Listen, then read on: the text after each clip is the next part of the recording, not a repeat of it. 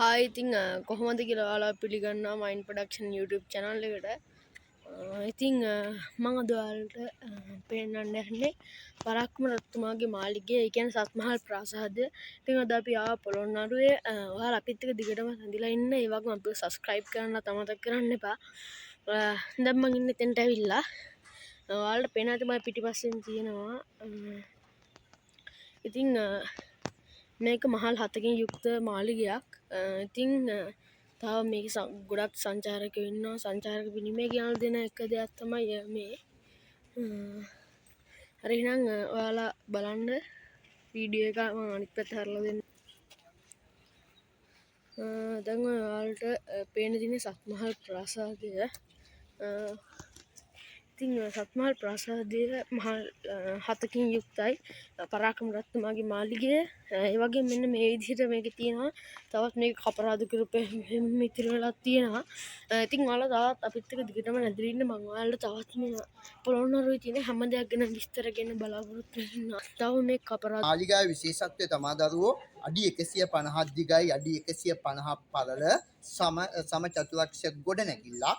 අපි බලමු දැන් මේ මාලිගාව කාගේද කියලා. මේ මාලිගාව දරුවනේ කෑගල්ල දෙදිගම කියන ගම්මානයෙන් මෙලවට ජනිත වෙච්ච අම්මගේ නම රත්නාවතී දේවිය, තාත්තගේ නම මානාභරණ රජතුමාගේ පුතෙක් වෙන පළවෙනි පරාක්‍රමබාහු රජතුමාගේ මාලිගාව මේ පළවෙනි පරාක්‍රමබාහු රජතුමා දරුවනේ පොළොන්නරුවේ අවුරුදු 33ක් රජකම් කරා. 1153 සිට 1186 දක්වා. එතකොට මෙන්න මේ මාලිගාවට කියන පැරණිම නම තමයි වෛජයන්ත ප්‍රාසාදය.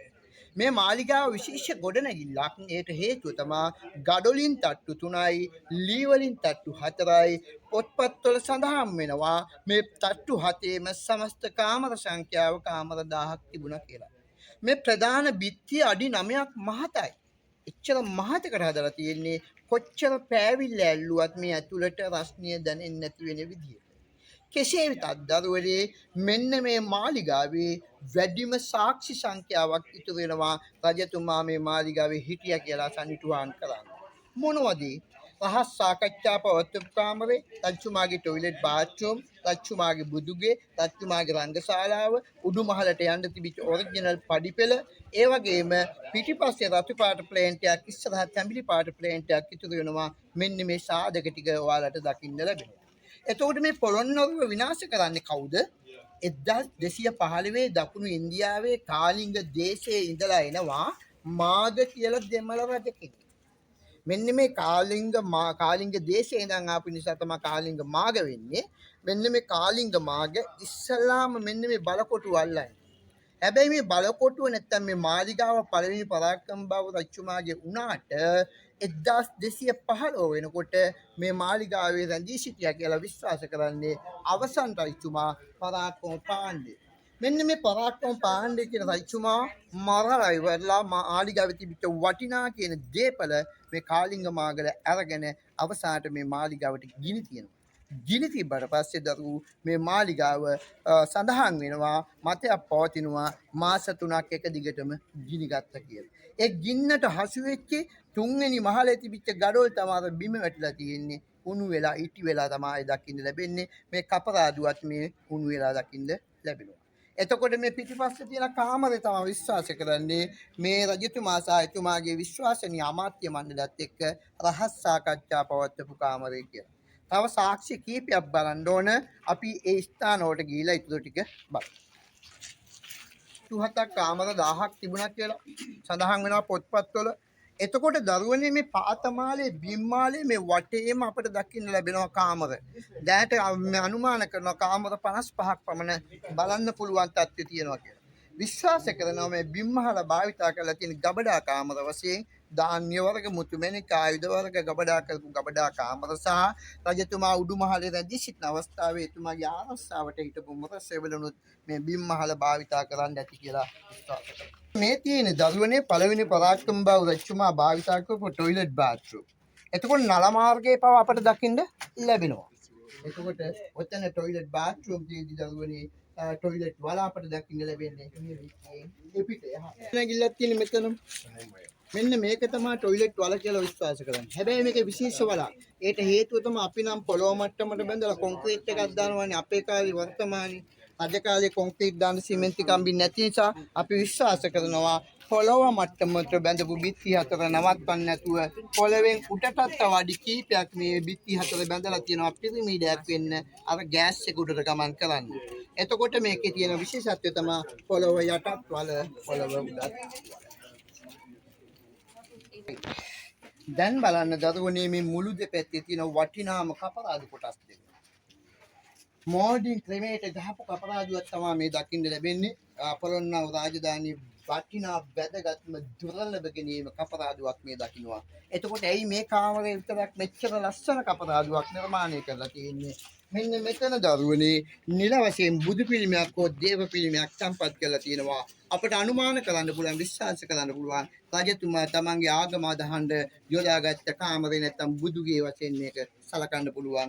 මේ පිළිම කඩලා විනාශ කරලා ආසනය පමණක් ඉතුරු වෙලා තියෙනවා. මං කිව්වා මේ මාලිගාව ප්ලේන් කරලා තියෙනවා. අපි බලමු පිටිපස්සේ ඒ ප්ලේන්. මේ තියෙන්නේ ඒ ප්ලේන් එක අර ගින්න නිසා විනාශ භාවයට ලක් වෙලා ඉතුරු වෙච්ච චූටි කොටසක් තමයි මේ රතු පාට තියෙන අර පැත්තේ තනින් තන දකින්න ලැබෙනවා. එතකොට ඈත තියෙන ගොඩ නැගිලි නැත්තම් මේ ගඩොල්ලක් තියවාම විශ්වාස කරනවා මතයක් පවතිනවා රජතුමාගේ සේවක මණ්ඩලයේ මොරසේ බලුන්නේ වාසිකේ හිටු කාමර වෙන්න ඇති කියලා අනුමාන කිරීමක් පවතිනවා. දැක්කද? ඒ බැම්ම මං කිව්ව ප්‍රධාන ගේට්ටුවේ මේ දකුණු පැත්ත භූමියක් කර 25ක් තියෙනවා කියලා. එහෙනම් මෙන්න මේ භූමියේ ආරක්ෂාවට දිශා හතරෙන්ම ඔය මේ බැම්ම ඔයාලා ඇතුළු වුණ ගේට්ටුව ගාවටම තියෙන බැම්මක්. මේක අධි ආරක්ෂිත භූමියක් වගේ මේ තිබිලා තියෙනවා කාටවත් එන්න බැරි වෙන්න. ඉතින් විශ්වාස කරන ඔය බැම්ම වලට දිවුසට තියෙන්නේ නැති කියලා කෙසේ වෙතත් අඩි 15ක් විතර පළල් බැම්මක් ඔය තියෙන්නේ. කොටු පවුර ආරක්ෂිත තාප්පේ. මේ ස්ථානයේ දරුවනේ රංගශාලාව වශයෙන් තමයි නම් කරන්නේ. රජතුමා සතුටු කරන්න නැටුම් සංදර්ශන නාට්‍ය සංදර්ශන ඉදිරිපත් කරන්න යොදාගත්ත ස්ටේජ් එක වේදිකාව. පුතේ දන්නවද අද ස්ටේජ් එක වේදිකාව කියලා ප්‍රසිද්ධ වුණාට පාසලේ තියෙනව නේද? එතකොට මොකද්ද මේ ස්ටේජ් එකට රජ කාලේ භාවිතා කරපු නම? පැරණි නම. දන්නවද පුතා? මතක තියාගන්න අද වේදිකාව ස්ට්‍රයික් එක කියලා ප්‍රසිද්ධ වුණාට මේ වගේ ස්ථානයක් රජ කාලයේ වේදිකාවට කියපු පැරණි නම තමයි සරස්වති මණ්ඩපය. මෙන්න මේ පඩිපෙළ තමයි දරුවනේ පොළොන්නරුව රාජධානියේ තියෙන වටිනාම පඩිපෙළ. රජ කාලේ ඉඳන් පවතින පඩිපෙළ. කාලිංගමාගේ විනාශ කරත් විනාශ නොවිච්ච පඩිපෙළ. කළුගල් කොටස් ඒකාබද්ධ කරලා නිර්මාණය කරපු පඩිපෙළ තිබිලා තියෙනවා මහල් 3කට යන්න ඉතුරු මහල් 4ට යන්න ලී වලින් පඩිපෙළ මාර්ගයේ තිබිලා තියෙනවා. ඉතින් සමහර උදවියගේ මතයක් පවතිනවා මේ පඩිපෙළ රාජධානියේ තියෙන ඔරිජිනල් පඩිපෙළ කියලා. සමහරට වෙන්නේ නැති විනාශ නොවිච්ච පඩිපෙළක් නිසා. අපි වර්තමානයේ මොකද කරන්නේ? කම්බි මැටල් සිමෙන්ති දාලා කොන්ක්‍රීට් දාලා බීම් දානවා. දරුවෝ රජ කාලේ කොන්ක්‍රීට් දාන්න සිමෙන්ති නැහැනේ. එතකොට කොහොමද මාලිගාව හැදුවේ? රජ කාලේ දරුවනේ කොන්ක්‍රීට් දාන්න නැති බඩු නැති නිසා එයාලා මොකද කරන්නේ? ලොකු කොටයක් දැම්ම මැදට බිත්තිය බැඳලා. කොන්ක්‍රීට් වෙනුවට මාග ඇවිල්ලා ගිනි තිබ්බට පස්සේ කොටේ පිච්චුණා කාණුව ඉතුරුනා. ඉතින් විශ්වාස කරනවා මතයක් පවතිනවා මාලිගාවේ වැඩ කටයුතු අවසන් වෙනකොට මේ වගේ ලොකු කඳන් කොටන් ගස් 236ක් භාවිතා කරා. මේ ශාලාව අඩි 102ක් දිගයි 42ක් පළලයි. මේ තමයි පිට රටින් පැමිණෙන විදේශික තානාපතිවරු එක්ක රජතුමා රට වෙනුවෙන් තීන්දුව තීරණ සාකච්ඡා පවත්වපු දේශන ශාලාවක් තමයි මේ දකින්නේ. බලන්න දරුවෝ මේ කපරාදුවට උඩින් තැඹිලි පාට ප්ලේන්ට් එකක් එහා කෙරවලටම අපට දකින්න ලැබෙනවා. අපි එළියට ආපු තැන ධනේෂ් මට්ටමනුත් ඒ ප්ලේන්ට් එකේ චූටි කොටසක් තියෙනවා. ඔයාලා ඇතුළු වුණ ප්‍රධාන දොරටුවේ දකුණු පැත්තේ බිත්තියේ චූටි කොටසක් ඉතුරු වෙලා තියෙනවා. මතක තියාගන්න. එතකොට දරුවෝ මේ මාලිගාව පළවෙනි පරාක්‍රම බාහු රජතුමාගේ වෛජයන්ත ප්‍රාසාදයේ වශයෙන් නම් කරලා තියෙනවා. එතකොට එහා පැත්තේ තියෙන ගස් දෙකට මේ එහා පැත්තේ අපට තව බලන්න තියෙනවා දරුවෝ. රජතුමා නාපු පොකුණ නාල ඇඳුම් මාරු කරගත්ත කාමරේ ජරදි කරපු මිනිස්සුන්ට දඬුවම් දුන්න උසාවිය රාජ්‍ය සභාව සහ ගොඩක් අය අනුමාන කරන වලක් තියෙනවා. රාජ්‍ය සභාව ඉස්සරහාම 4 වලක්. මෙන්න මේක වල නම් කරනවා ගොඩක් කට්ටිය මතයක් වශයෙන් ගෙනියනවා භූගත හිරගයක් කියලා. අපට ඒක අනුමාන කරන්න පුළුවන් විශ්වාස කරන්න පුළුවන් නඩුහපු ස්ථානයේ ඉදිරිපිට තියෙන නිසා මේක එනම් භූගත සිරගයක්. අර පසු කරලා ඉස්සරහට එනවත් එක්කම පළවෙනි ගඩොල් බැම්ම තියෙන්නේ. මෙන්න මේ ගඩොල් බැම්මෙන් අපි දැන් ඇතුළට ඇවිල්ලා තියෙනවා. මේ දැන් අපි ඇතුළේ ඉන්නේ දරුවනේ පොළොන්නරුවේ පළවෙනියට රජකම් කරපු පළවෙනි විජේබා රජතුමාගේ මාලිගාව ඇතුළේ තමයි මේ ඉන්නේ අපි. එතකොට පළවෙනි පරාක්‍රම බහු දරුවනේ මහල් 7ක් හදාගත්තට පළවෙනි විජේබා රජතුමා තනි මහලේ ගොඩ නැගිල්ලක් තමයි එතුමා රජකම් කරන්න භාවිතා කරලා තියෙන්නේ. මෙන්න මේ දෙන්නම මේ භූමියේම මාලිගා දෙක හදාගෙන හිටපු හින්දා වෙන්න ඇති කියලා අපි විශ්වාස කරනවා. අර අධි ආරක්ෂිත තාප්පයක් අර වගේම දිසා හතරෙන්ම නිර්මාණය කරලා තියෙන්නේ. ඒක නිසා කියලා අපට විශ්වාස කරන්න පුළුවන්. විභාගෙට එන්නේ නැහැ. නිකන් බලා ගන්න විශේෂ ගහක් තියෙනවා මෙතන. ඒ ගහේ විශේෂත්වය තමයි එකම ගහේ ගස් තුනක් ඔය තියෙන්නේ. මේ පඳුරක් වගේ තියෙන. ඒ ගහේ එකම ගහේ ගස් තුනක් තියෙන්නේ. ඇහැටු නුග තල්. ඉතිහාසයට සම්බන්ධතාවයක් නැහැ. විභාග වලට එන්නේ නැහැ. නිකන් ලස්සනට තියෙන ගහක්. බලන්න ලා පාටයි කොලේ දිගයි. එතනින් පස්සේ තද කොලේ තියෙනවා. කොලේ රවුම්, කොලේ තද පාට කොල පාට රවුම්, මැද තල් ගහ. එකම ගහේ ගස් තුනක්. මෙන්න මේ ගොඩනැගිල්ල. දරුවනේ මේක මට මුලින් ඉඳන්ම කියලා දෙන්න වෙනවා. හේතුව තමයි චූටි දරුවෝ ටිකක් නිසා. අපි කෙදර කෑම කන්නේ කොහෙද? කෑම කාමරේ. භික්ෂුන් වහන්සේලා දානි වළඳන්නේ කොහෙද? දානශාලාවේ. එතකොට රජවරු කෑම කන්නේ කොහෙද? සාමාන්‍ය දැනීමට ඇහුවොත් එහෙම විභාගෙට රජවරු කෑම කන ස්ථානයට කියන පැරණි නම කුමක්ද කියලා ඇහුවොත් එහෙනම් මතක තියාගන්න රජවරු කෑම කන ස්ථානයට කියන පැරණි නම තමයි භෝජනාගාරය. මේ තියෙන්නේ පළවෙනි විජේබා රජතුමා කෑම කාපු ස්ථානයේ පැරණි නම භෝජනාගාරය. අපි රැඳී සිටින්නේ පොකුණක් අභියස. මේ පොළොන්නරු රාජධානියේ ප්‍රබල වශයෙන් අපට පොකුණු කීපයක් දකින්න ලැබෙනවා. කුමාර පොකුණ, නෙළුම් පොකුණ, ස්වස්තික පොකුණ, ඒ වගේම තවත් ගඩොලින් පොකුණු රසක් අපට දකින්න ලැබෙනවා. එතකොට මෙන්න මේ පොකුණ දරුවනේ නම් කරනවා නමින් කුමාර පොකුණ කියලා.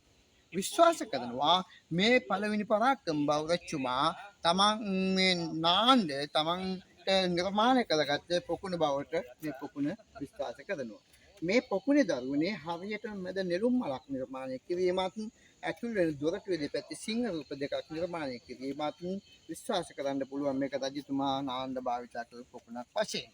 කෙසේ වෙතත් මේ පොකුණ දරුවෝ කොටස් වශයෙන් මහල් වශයෙන් තට්ටු වශයෙන් තමයි නිර්මාණය කරන්නේ. වතුර පිරෙන්න ඒ මහලේ ඉඳන් තමන්ගේ කර්තව්‍යයන් ඉෂ්ට කර ගැනීම සඳහා. වතුර අපිරිසිදු වුණාට පස්සේ අපවිත්‍ර වුණාට පස්සේ බලන්න වෙනම කවුළු තියෙනවා. අපිරිසිදු වතුර පිටතට ගමන් කරන්න එදා නිර්මාණය කරලා තිබිලා තියෙනවා. එතනින් පස්සේ මේ පොකුණට එහා පැත්තේ දකින්න ලැබෙන ගොඩනැගිල්ල තමයි දරුවෝ නාල ඇඳුම් මාරු කරගත්ත කාමරය. කියන පැරණි නම තමයි සලුපිලි මණ්ඩපය. අපි උඩ භූමියට කිව්වා ඇතුල් නුවර කියලා. මේ භූමිය නම් කරනවා නන්දන උයන කියලා.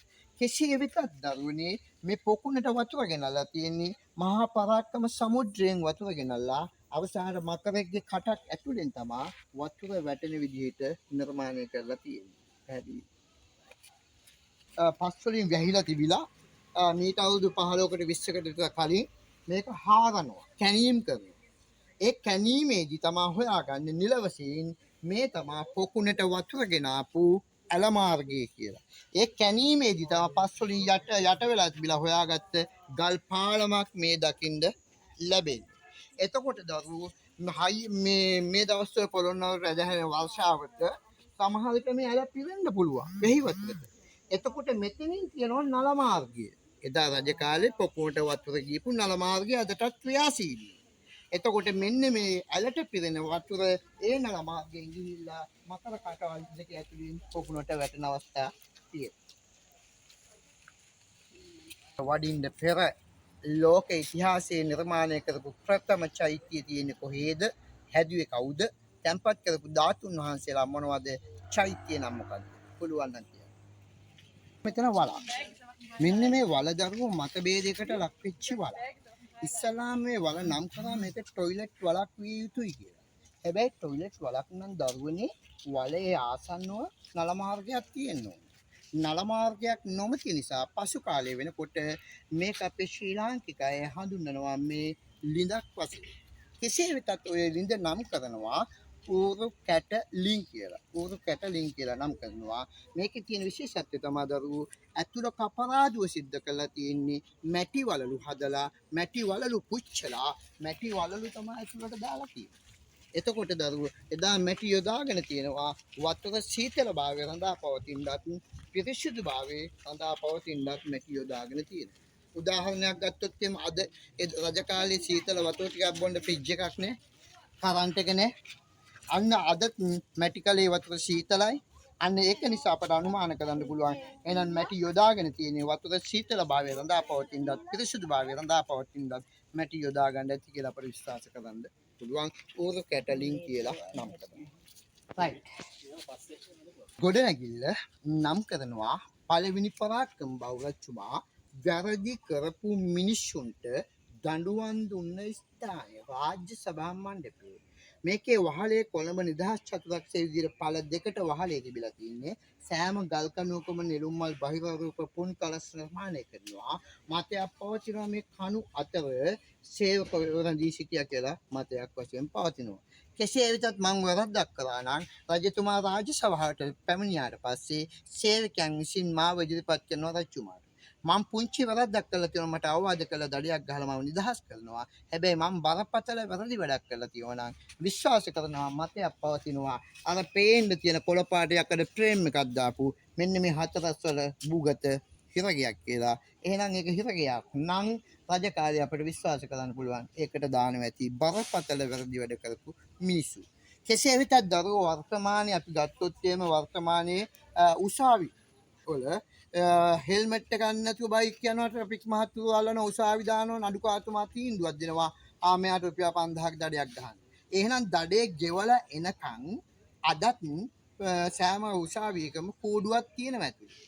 ඒ කූඩුවට දානවා දඩේ ගෙවනකම්. අන්න ඒකත් එක්ක සංසන්දනය කරද්දී අනුමාන කරද්දී අපට විශ්වාස කරන්න පුළුවන් මේකත් අධිකරණයක් නැත්නම් රාජ්‍ය සභා මණ්ඩපයක් නිසා අරක භූගත සිරගයක් කියන එක නිවැරදි කියලා අපට අනුමාන කිරීමක් කරන්න පුළුවන්. ප්‍රථම චෛත්‍ය තූපාරාමේ කිව්වා මම ඒ වෙලෙම මේ තූපාරාමේ කියන උත්තරේ ප්‍රතික්ෂේප.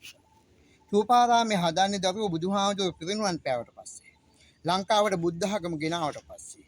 චෛත්‍ය කලාව හඳුන්වලා දුන්නාට පස්සේ. එහෙනම් බුදුහාමුදුරුවෝ ලංකාවට වඩින්න පෙර ලෝකේ හදපු පළවෙනි චෛත්‍ය තියෙන ලංකාවේ. තිරුකුණාමල දිස්ත්‍රික්කයේ. හදන්නේ තපස්සු බල්ලුක වෙලෙන්ද පෑයන් දෙන්න. තැම්පත් කරන්නේ බුදුහාමුදුරන්ගේ ජීවමාන කේශ ධාතු. නිකං කේශ ධාතු නෙවෙයි.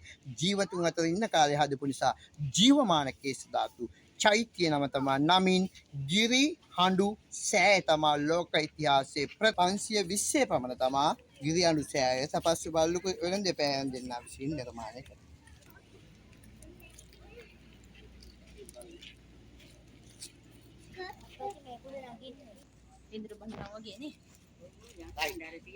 මෙන්න මේ වල තමයි දරුවෝ නම් කරන්නේ භූගත කියලා කියලා. අපි පොඩ්ඩක් කතා කරන්න යනවා මෙතේදී පොලිසියේ කූඩුවයි. බන්ධනාගාරයේ තියෙන කූඩුවයි. මේ කූඩුවයි අතර ප්‍රබලම වෙනස්කම් කීපයක් තියෙනවා. දරුවෝ පොලිසිය හෝ බන්ධනාගාර කූඩුවකට මිනිස්සෙක් දාපුවම ජනේලකින් ප්ලන් ටිකක් හරියනවා. මිනිස්සෙක් හරි තියෙනවා. මනුස්ස කටහඬක් හරි එනවා. ටොයිලට් පහසුකමක් හරි තියෙනවා. බලන්නකො මේකට මිනිස්සෙක් දාපුවම පුලන් ටිකක් එන්නේ නැහැ මිනිස්සෙක් පේන්නේ නැහැ මනුස්ස කටහඬක් ඇහෙන්නේ නැහැ ටොයිලට් පහසුකමක් නැහැ පොළොව රත් වෙන කාලේ පිටි රත් පිටිම ඇතුලේ ඉන්න බෑ තැම්බෙනවා දාඩිය දානවා තාම වැරදි කරපු මිනිස්සු තවත් කීප දෙනෙක් මේකට දැම්මොත් මිනිස්සුන්ගේ සරක් තියෙනවා මේකේ වහලෙකුත් ගහලා තියෙනවා ඉතින් මෙන්න මේ කරුණුත් එක්කලා විශ්වාස කරනවා මේක හිරගයක් නම් අනිවාර්යයෙන්ම බරපතල වැරදි වැඩ කරපු මිනිස්සු දාපු භූගත හිරගයක් කියලා විශ්වාස කරනවා හරි ඉතින් ඔයාලට ඉතින් මට වැඩිය හොඳ ඔයාලට ඉතින් මට වැඩිය හොඳ විස්තර කිරීමක් ලැබෙන්න ඇති ඉතින් අපි ඉතින් මෙතන වැඩ කටයුතු රාජකාරී කරන කෙනෙකු සම්බන්ධ කරගත්තා ඒ ඔයාලා වෙනුවෙන් අපි ඒවා සම්බන්ධ කරගත්තේ ඉතින් ඔයාලට අපිට වැඩිය හොඳ විස්තර කිරීමක් ලැබෙන්න ඇති කියලා මම හිතනවා ඉතින් ඔයාලා තවත් අපිත් එක්කම රැඳිලා ඉන්න අපි තවත් ඔයාලට දේවල් ගැන විස්තර ගේන්න ඉන්නවා. ඉතින් ඔයාලා අපිත් එක්කම රැඳිලා ඉන්න.